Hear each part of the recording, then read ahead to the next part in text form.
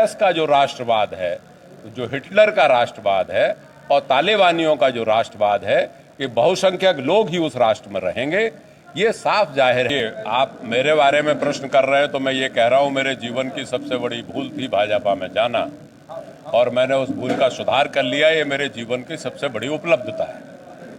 जो लोग जो पानी की तरह भी आपने कहा था कि निकल गए, वजनदार लोग रह गए, अब उनके भविष्य के लिए शुभचिंतक तो नहीं कहूँगा, उनका भविष्य उज्जवल हो ये तो नहीं कहूँगा। जो लोग कांग्रेस छोड़ के गए हैं वो लोग समय जब आएगा तब पछताएंगे और वापस कांग्रेस में। और दूसरी बात, जब सिंधिया जी वर्षों से कोविड-19 से लोग परेशान हैं। हिंदुस्तान, मध्य प्रदेश पूरे तरीके से आर्थिक नीतियां ध्वस्त हो गई हैं। लेकिन अगर ये देखा जाए तो भारतीय जनता पार्टी आर्थिक रूप से मजबूत हुई है।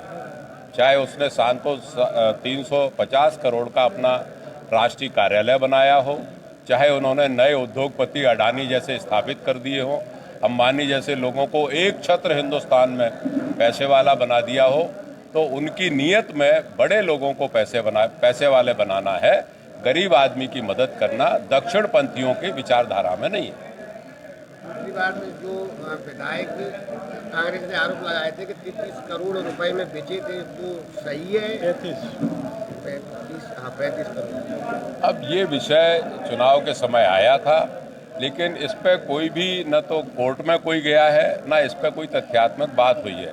लेकिन ये बात साफ जाहिर हुई थी कि जिस तरीके से उन लोगों ने पैसे खर्च किए, जिस तरीके से उन्होंने ज़मीन जायदाद खरीदी, चाहे भोपाल में खरीदी हो, चाहे ग्वालियर में खरीदी हो, चाहे भिंड और मुरैना में खरीदी हो, इससे साफ जाहिर होता है कि वो उनकी पैतृक कमाई नहीं है, वो कहीं ना कहीं राजनीति के रूप में गलत तरीके से आया हुआ पैसा है। एक भाजपा का जो झंडा वाला कांग्रेस को लगा रही है कि झंडा भाजपा का ऊंचा था और राष्ट्रीय ध्वज नीचा था, उस पर माफी यात्रा तो निकाल नहीं रहे हैं और जन आशीर्वाद यात्रा निकाल रहे हैं। देखिए, मैं कह रहा हूँ, मैं पढ़ लिख के बात करता हूँ। 1939 में आज़ादी के 7 साल 8 साल पहले गोलवलकर जी ने भारतवर्ष को बांटने का काम अपनी पुस्तक में लिख दिया था। जो उनकी राष्ट्र और राष्ट्रीयता की जो पुस्तक है गोलवलकर की 1939 में लिखी है, उसमें उन्होंने कहा था कि राष्ट्र का मतलब ये है कि जिसमें बहुसंख्यक समाज रहे, अल्पसंख्यक को रहने की कोई गुंजाइश नहीं। वही हालत हिटलर की थी, जिसने यहूदियों को जर्मनी से निकाला, उसने यहूदियों को मरवाया और एक तरीके से उसने बहुसंख्यक समाज को जर्मनी में स्थापित किया। और वही हालत आज हम तालिबान की देख रहे हैं अफगानिस्तान में कि बहुसंख्यक ही वहाँ हावी है।